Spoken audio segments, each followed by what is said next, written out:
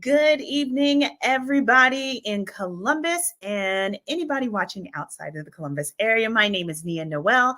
Welcome to Wind Down Wednesday, where we sit down and talk to a variety of people. I like to say interesting people because these are all people that I either follow or obsess over, and I invite them to come talk with me about themselves and everything that's going on in their lives. And today, it's someone that I follow on Instagram. I've just kind of been lurking in her timeline and obsessing on all of her DIY projects. So please welcome to the show, Olivia, or at Oh My Live. Welcome. Hi, thank you for having me. Thanks for coming.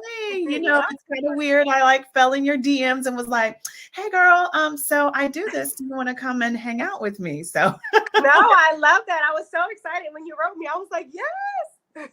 well, I'm glad that you are taking time out from all of your fun interior styling and DIY projects to hang out with me and talk a little bit about everything that you do. Absolutely. So, please tell people, I know because I follow you on Instagram, but please tell people exactly what it is that you do. So on my Instagram, On My Live, I am known for thrift flips and thrift finds. So sourcing really cool items at a really good price, and also DIY makeovers, whether that's something with furniture or creating like a beautiful canvas or an art picture or frame. All things in between home decor, and then I use all those things to style my own home or also for clients' homes as well.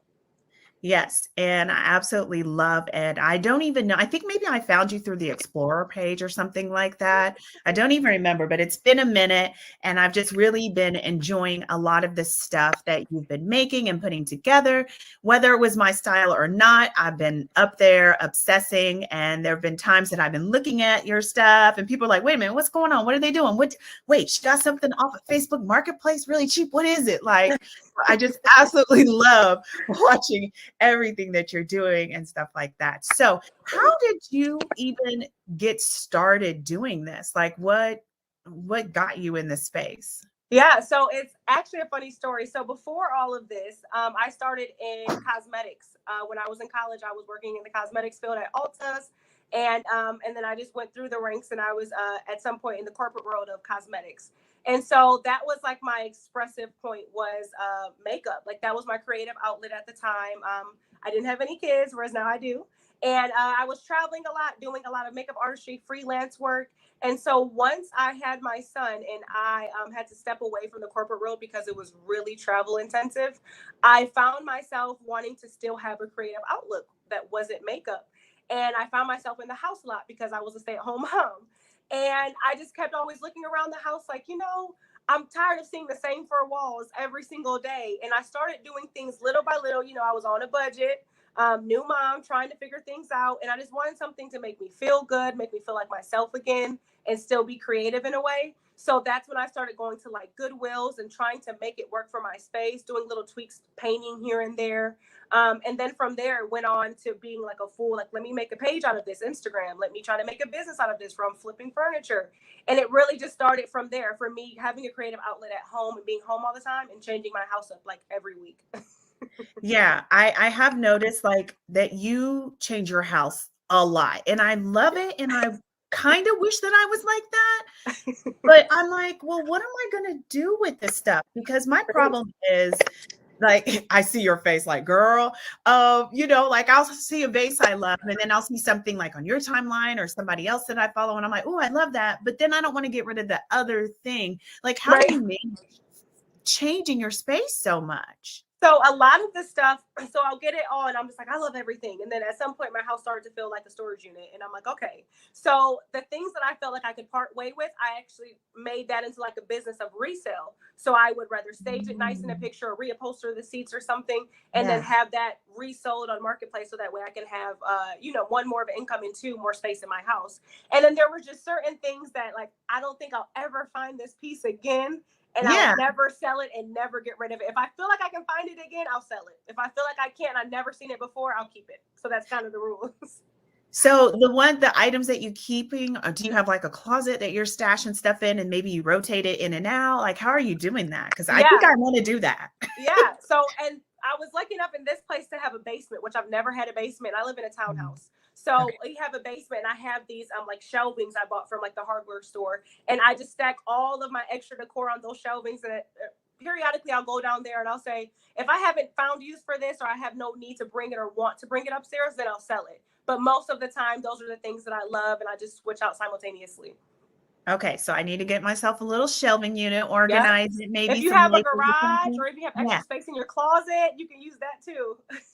Okay. See, I need to do that because, there are different things I think like for us ladies and men when we're obsessed with interior design and stuff, you have kind of a mood. I'm not that girl that like in the fall, I want to change and put like my fall pillows or fall Right. decorations. I'm not that girl, but Yes. I do definitely like to change things. Like I just got these pillows here because I was Your tired of my house is old so pillows. beautiful. I'm looking at your background. You did good. It looks Thank you, girl. beautiful. Thank you. So, I like to change my stuff up every now and then and, Yeah. give it a different look, different makeover with accessories. So I definitely think I'm going to do that tip. Now, Yes. one thing that I love about following you is that, some people, they keep the stuff to themselves, but you go shopping and you're like, hey, this is at Goodwill or hey, this is at Home Goods. And I literally am that idiot. And I've fallen in your DMs and been like, okay, what store are you at? Because I will go behind you and look Yes. at something. Yes. You Something have to like spread the knowledge. accessories. Yeah. Yeah, and I feel bad because not all of my followers are in Columbus area. So then they're Yeah. like, "Can you ship this? Can you ship it?" I'm like, "I'm sorry, I'm not shipping it right now." But Oh, you might yeah, want it's to just, and I consider think that. also if they can't get it necessarily, like say if they don't live in the area, it's also a way to just help people be inspired by maybe going to their local Goodwills or thrift Yeah. stores, or maybe like really Googling and looking to see where can I find an antique mall, because that's how I end up finding a lot of the places near me. I've been in Columbus for 5 years and I'm still finding new thrift stores I've never found before. Just by looking in to see, maybe I'll drive 30 minutes out, 40 minutes out. But I think it's also just to help people to be inspired to look in their area where they're from and maybe open their eyes to something they never thought about. Well, you've definitely inspired me because I didn't know that a lot of thrift stores have new things. So, not that I'm a snob, but sometimes you just want something new, Right, and absolutely. I didn't realize that a lot of the thrift stores, like you said, have new things and newer items or maybe sell off items from other stores.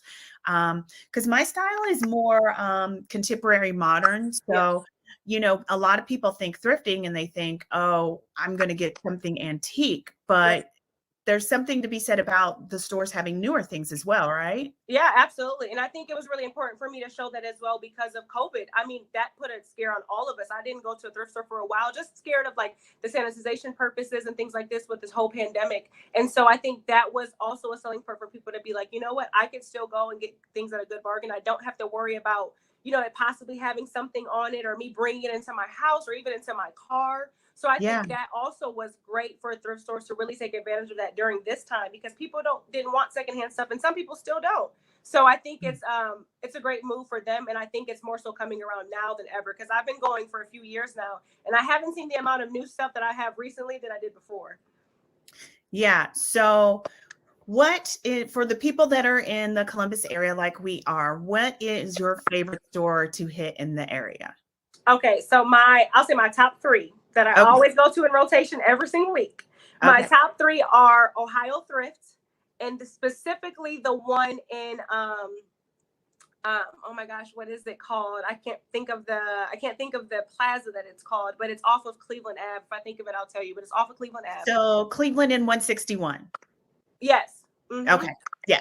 So You turned me on to that one. I go over there. Okay. Oh, good. Yeah, it's like a warehouse. That one has the most brand new stuff from Target.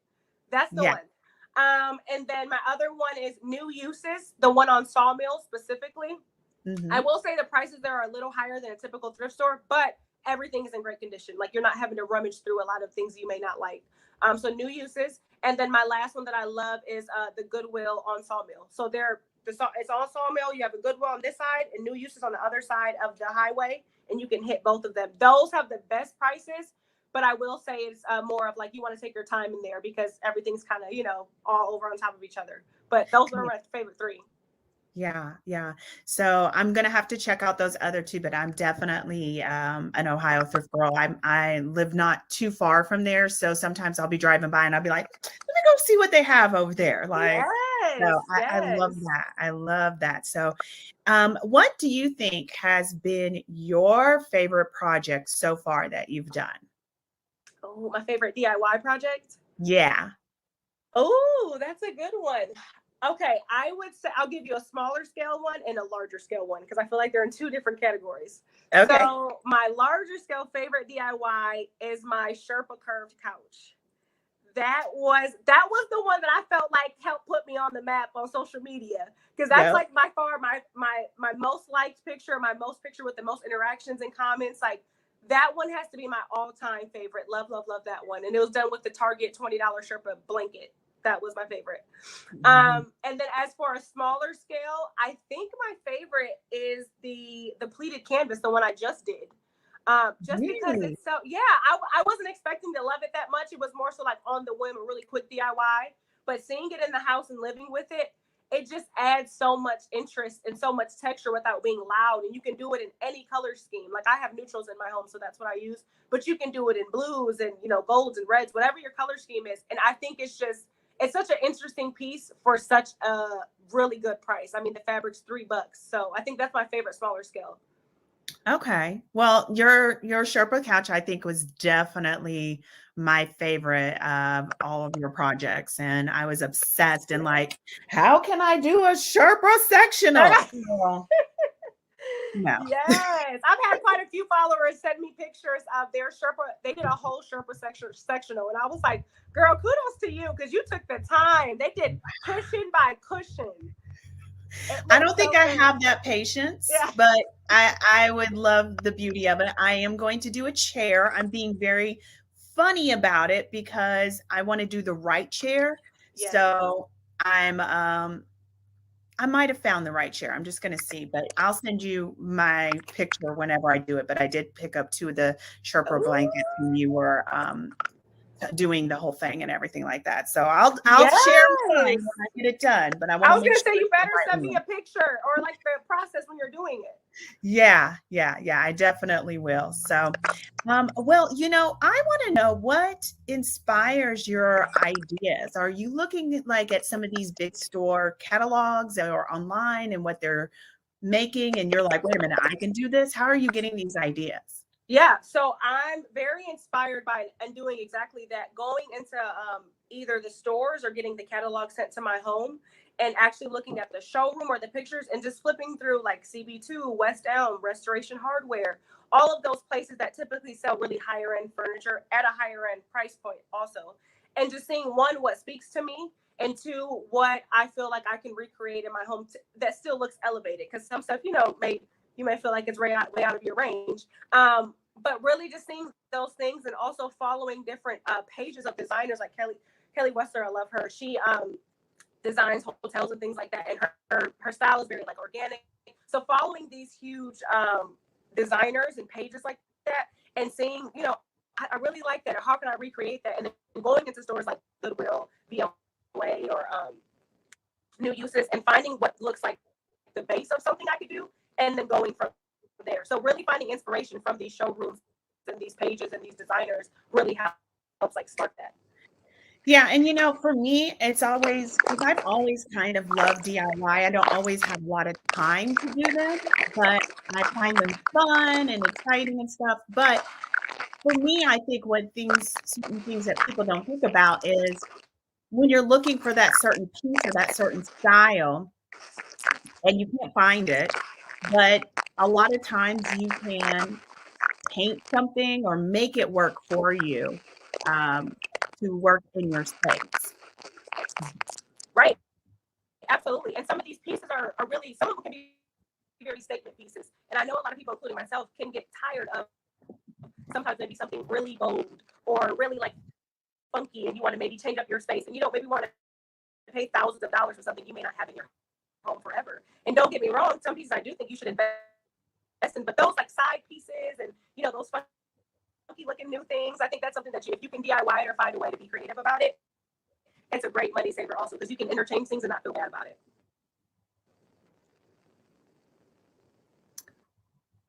So, what do you think are some things that you, like you said, you shouldn't DIY or an investment piece? What do you think is something that should be an investment piece? I'm sorry, but the audio now is very muffled when I hear you. When I'm speaking, it sounds normal, but when I hear you, it's very muffled, almost to the point where I can't hear you. And I'm trying to move the phone around to see if that helps. Is mine muffled on my side? It's a little electronic use sometimes. Yes, it's very heavy on this side, like almost like TV static. Only when you speak, though. Like when you're not speaking, it's very quiet. One second here. I think we're gonna like edit this part, but we gotta figure it out. Oh, Yeah, I could just take I myself didn't out.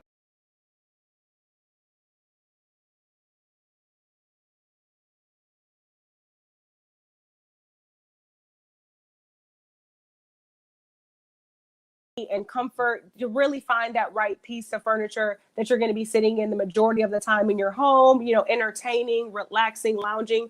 It's really important to get that one big piece right. And you don't necessarily have to splurge on it like brand new, because I found some really great secondhand couches, even at places like Goodwill or at Volunteers of America, another thrift store. But with those things, you do have to be careful with, with bed bugs and things like that. yeah. You want to make sure you're professionally cleaning them and disinfecting them.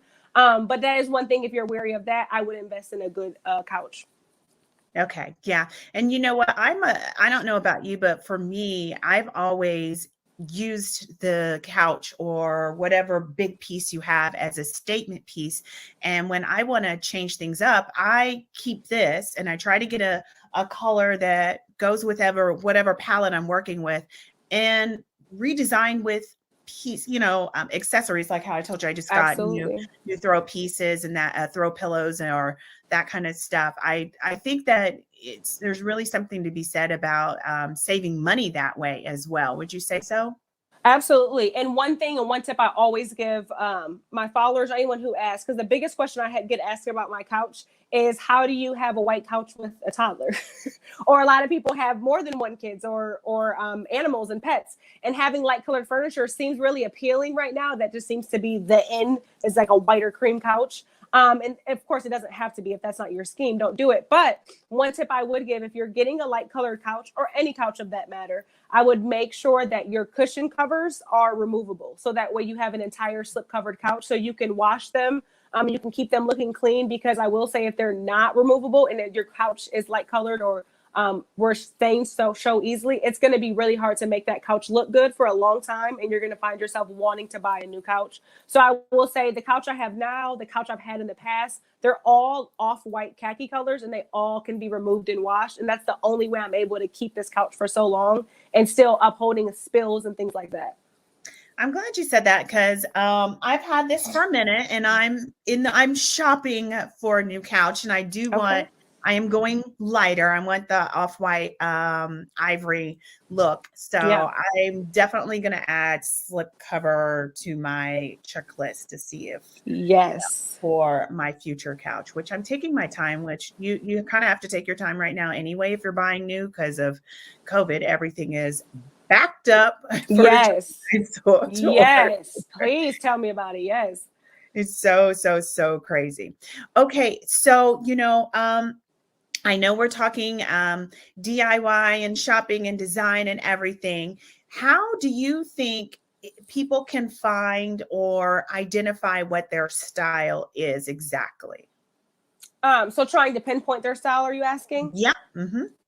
I would say the first thing is knowing what the different styles are. And that can be just as simple as going online and going on Google and saying, what is mid-century modern? What is modern? What is contemporary? And pictures and visually seeing that really helps people identify what their style is, because you can say, I love all these things that look like X, Y, and Z, but I don't know what that falls under. So that way, when you go to a store, you can know, hey, I'm looking for a mid-century modern couch. I'm looking for a Scandinavian chair. And so first, knowing what those categories are just by doing a simple Google search.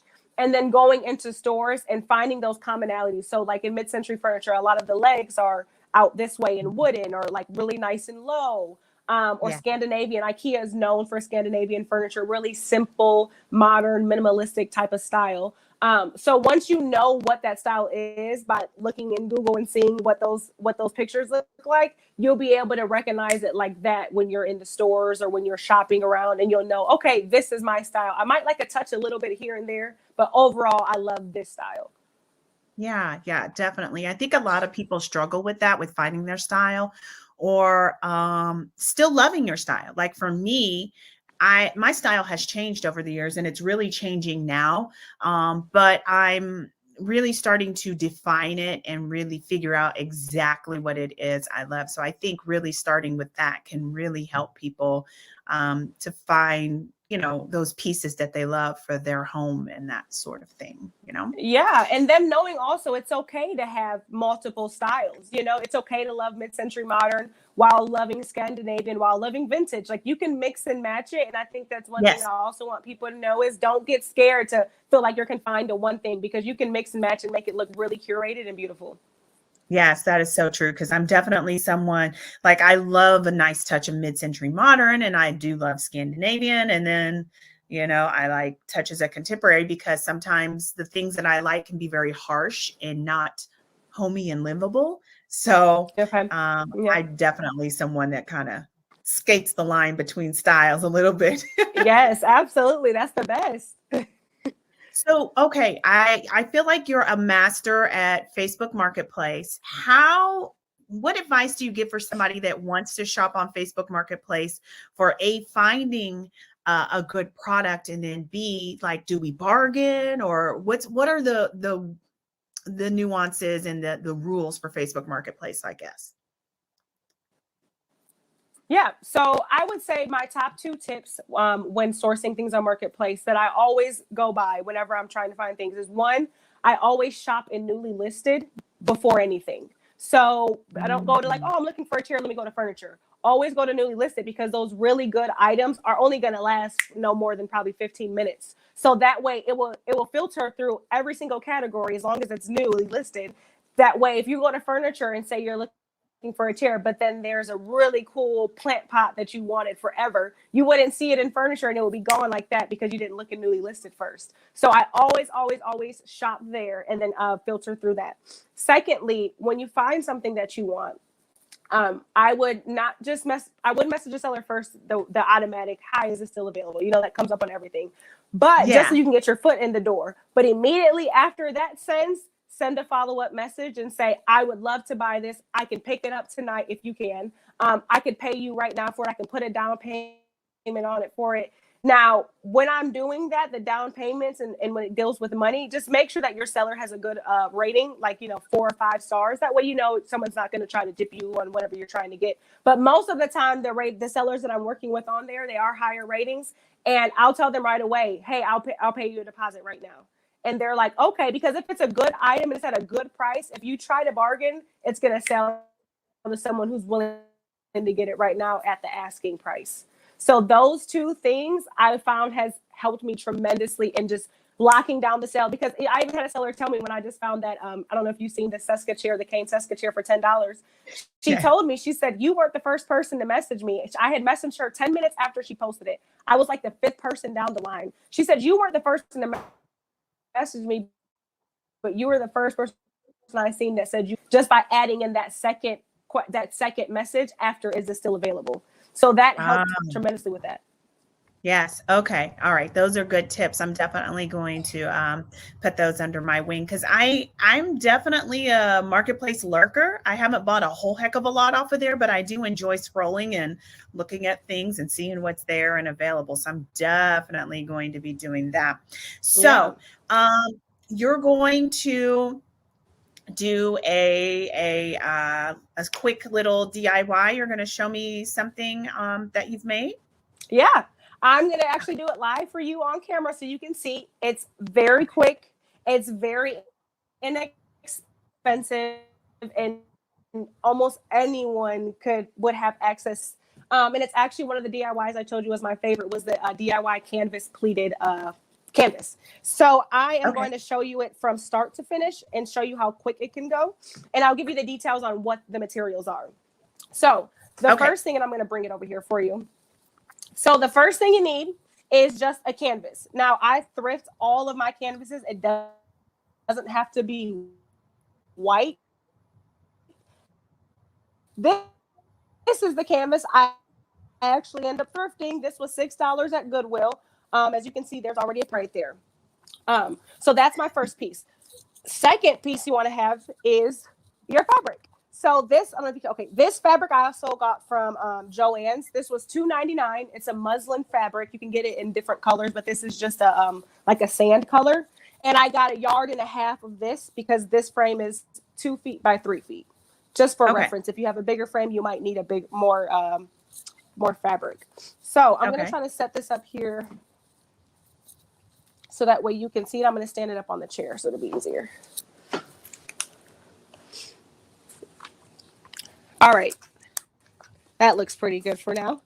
Yeah, we can see it good. And I'll back up here some 2 more. So what you'll do is first you just simply lay the fabric on top. Keep in mind, if your canvas is white and you just happen to have a white canvas, you can do a white color. But because this has something on it, I went for something more with a khaki color. That way I don't have to spray paint the canvas first, so you won't see the picture behind it. Okay. So you're simply just going to lay over your canvas on top of, or lay your fabric on top of the canvas. The other 2 supplies that you'll need is a staple gun. I got this from Joann's for a few bucks. It's just a light duty staple gun.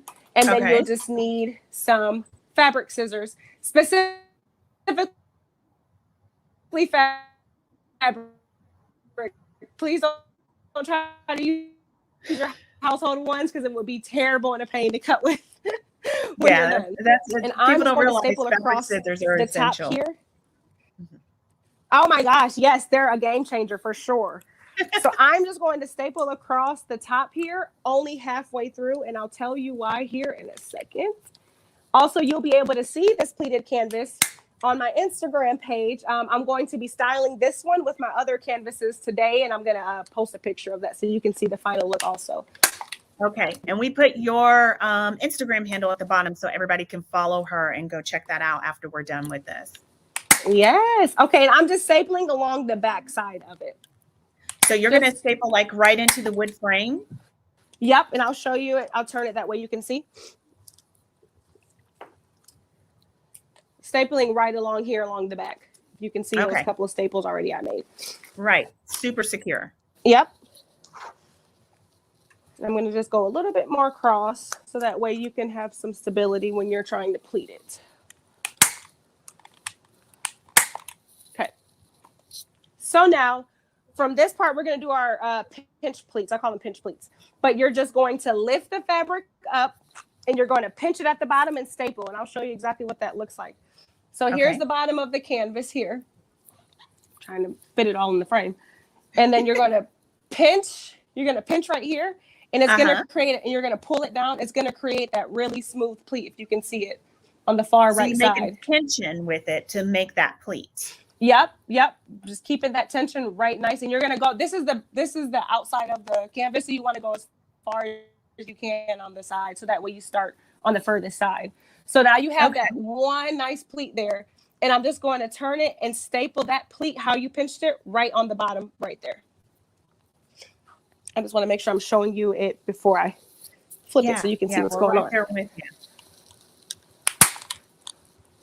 Stapling that on the back side of the canvas. I'll show you that too. So you staple it just like you stapled the other one, right there on the back side of the canvas. Perfect. So then it's just a matter of repeating this process all the way along. But I'll give you a tip as I'm doing this. Keep this here. So you're going to, let's lift this one and pinch it. And then I'm going to pinch it down right there. So when you're doing this, making sure that you are making sure this is straight. Because if you pull over too much here and you pleat, you'll see how it goes at an angle. You want to make sure it's perfectly vertically up and down. So that was one thing that I ran into when I was doing it for the first time. I was kind of pinching too far out and then it wasn't straight enough. So then I'll pinch the pleat here. You know, and I like this project because if you want, you know, a nice art piece for low money and not having to do a lot to it, this seems like definitely something that would be perfect for this.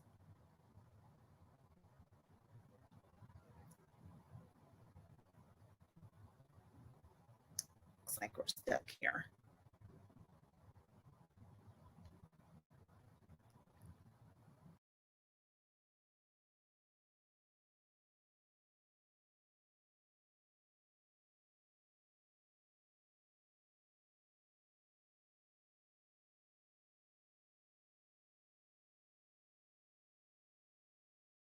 So can you still hear me okay? Yeah. Okay. I just want the viewer to be able to see everything, you know, as much as they can.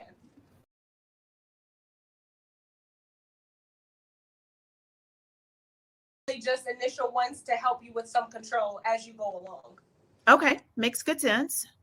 So now we'll just continue going. I have those first couple pleats there and they look how I want them to look.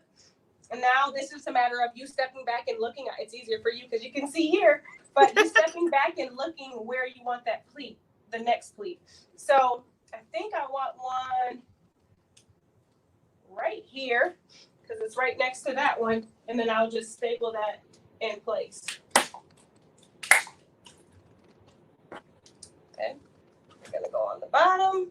And you can alternate. I had someone ask me, do you only staple on the bottom or only staple on the top? You can alternate to make sure your pleats are defined evenly both on the top and the bottom. Because if you only pleat across the top and pinch, or you only pleat across the bottom and pinch, the other side is not going to be as defined, and you'll find it almost look like a gradient of pleating, and you want it to be even all the way across. Okay, that makes sense.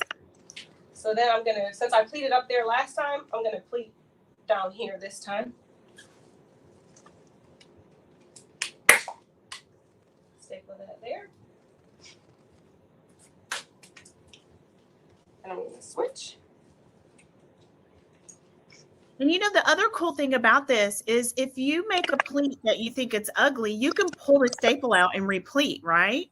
Absolutely. That's the thing. This is like a foolproof DIY. Nothing's permanent. So if you're like, oh, that pleat was way too off, you can just go in the back, get you some pliers or some staple removers, and you can take it right out. Okay, great. And that's another reason why I like the light duty staples versus the heavy duty staples, because they're more user friendly when you create an error. Now the heavy duty staples, they're longer, so they go deeper into the wood, so it's harder to take the staples out. Just a note. Okay. That's definitely a good tip. And trust me, these light duty ones, they'll do the job enough. These aren't coming out anywhere. They're just easier to remove when you're trying to remove them. Yes. Okay. And then we'll do the pleat on this side. Flip it over. Again, I've done this in black, I've done this in white, and now khaki. So you can really customize this to your home, because I get not everybody loves neutrals. This, even like an army forest green, would look beautiful in a home. Oh, yeah. I think I might like a black. I'm adding touches of black around my space. So I think that one might be kind of pretty. Mm-hmm. Okay, yeah, that would be so beautiful. And if you'd like, you can add frames around this. None of mine have a frame, just because I feel like the amount of texture that's in here and with the other textures around in my house, I didn't need a frame. But if you're finding that this is too plain for your liking, you can add a wooden frame. Just buy some thin wood at the hardware store, and then you could just nail it in around just to create you a custom frame. And I believe on your page, you have a tutorial on your stories of on your saved stories of how to do a frame, right? Yep, I do. How to do an inexpensive frame at home. You don't need any power tools. You can have a handsaw. I used it right on the floor, and you can create you a custom frame right at home. Because frames are expensive. Yes, they are. Especially if you're needing a bigger size. You be thinking you're going to get a nice economical piece of artwork, and then you get that frame, honey. Okay. You're like, I done spent all the money on the frame. Yes. Okay. So then I'm going to staple here. I'm looking here to see. Flipping on this side.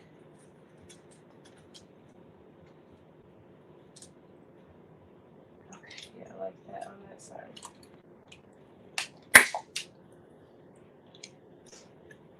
Okay, and then I'll just cover this on that. And I'll staple that here. Oh, this was the part that I was just a note. So when you're done and you're pulling your excess fabric, you're gonna pull it and staple it behind right back here. Now, if you pull it too hard, take a look at this pleat. See how it's deforming the pleat? Oh, yeah, you're compromising the pleat. Hard. Yep, because you'll mess it up. So you'll just pull just enough to cover that back side. And this side, I have a lot more extra fabric. It wasn't as even as I hoped for, but that's fine because it's still covered across. So you'll pull just enough to cover that side without having too much tension, and I'll show you here. So just a little pull, and then staple on the back. Just a little pull, staple on the back. I'll show you across the front so you can see. Yeah, so we still have our pretty pleats there, but it's secure. Yep, because I made the mistake of pulling too hard, just because I was like, I need it to be secure. And it's just to secure the extra fabric. It's nothing to actually, it's not holding anything up. And I'll just staple here. Oops. And this, I will say, this design also could work well in a lot of different style homes.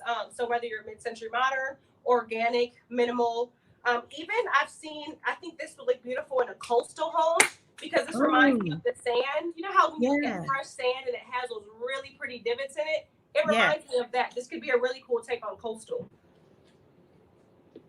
Yeah, I agree. I do think that this style could fit in, you know, with that, whatever you have in your home already. Even traditional, and people that like traditional style. Absolutely, yeah. And I've even thought about playing around with like different paints, and like you can make maybe paint splatters on here, or maybe doing this technique with tie dyeing this fabric like for like a teenager room or something fun. Oh You yeah, can tie dye this fabric first and then pleat it. That could look really cool. Gosh, yeah, the possibilities are endless to make it look right with whatever room you're putting it in. Absolutely, yeah. I thought about making something like this for my son's room, but making it more of like a fun colors and then pleating it. I think that would be something really cool. So I'm just going around now and I'll flip it. I'm just reinforcing. If you can see here, the staples are pretty far apart. You want your staples to be a lot closer than this, just so when you're hanging and nothing's going to shift around, and you'll make sure that it's nice and secure. So I'm going to go through and add staples in between all these extra spaces here. Okay.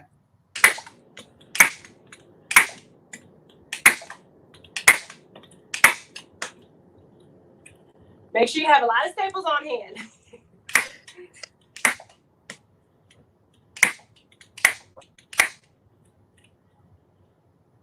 Get these corners. Okay. So now that that's all done, make sure I have everything covered in the front half. Let me staple this right here just because there's not as much fabric. Okay, now I'm going to flip it around and then show you how I just cut off the excess. Okay. So you're just going to take your scissors? Your fabric scissors. Your fabric scissors, right. And then I'm going to push you back here so you can see. And then we're just going to cut along where the staples are. This doesn't have to be neat because this will be along the wall. If you wanted it to be neat, like if you say you were making it for someone or you wanted to sell, I would take black matting. I actually got some from like Lowe's. It was just like a black matting you use outside. And I would just put that across, cut a square that would cover all these staples, and you can just hot glue that across just to make it more seamless. The only thing with that is if you have a wiring, how this one does, this one has a wiring down here. It's going to be difficult to hang, so you want to make sure your hanging mechanisms are on the outside of that black fabric. Yeah. Or like me, I just hang it right from the wood, that wood piece right there. Just put a nail in the wall, you can hang it right there. I'm just going to go down here and cut off of this. If you're finding, like I'm seeing now, there's some extra slack where I don't have extra staples, just go in and reinforce. That way, when you're hanging it up and someone looks at it from the side, you don't see any of this excess fabric. So I'm just going to go in and reinforce that.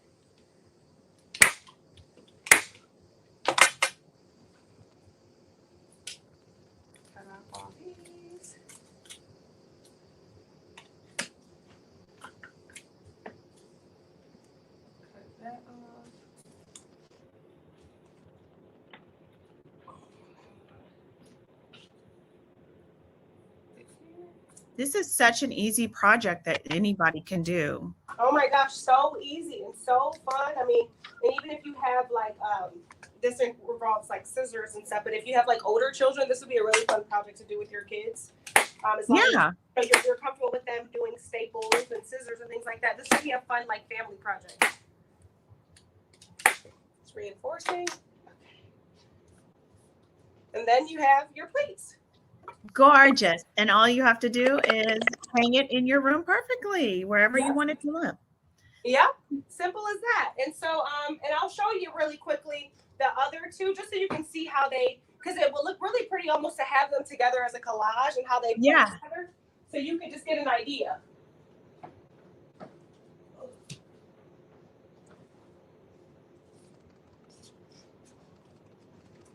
And these are ones that you will see on my Instagram that you've probably already seen. This is the white one. It's a smaller scale version of the khaki. And then the other one I'm going to show you, the black one, is actually, it was a trial and error and I loved it. I made this one with black felt. I don't know if you can see the felt, but just black felt from Joann's, and it was like $2 a yard.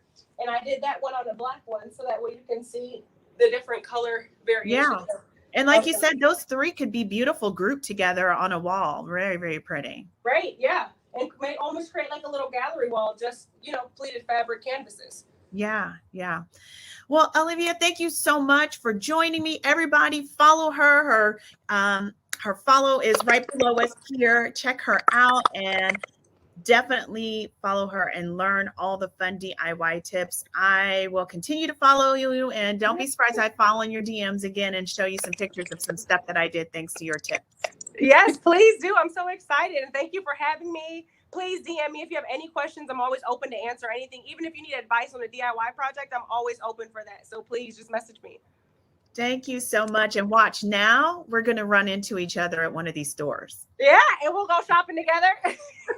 That sounds like fun. Yeah. Thank you so much. Thank you so much. Yes. Thanks for joining me. Everybody will be back in 2 weeks for another episode of Wind Down Wednesday. Until then, stay safe and have fun with a lot of these amazing DIY projects from Olivia. Again, thanks so much for joining me, Olivia. Thank you so much. Bye, everyone.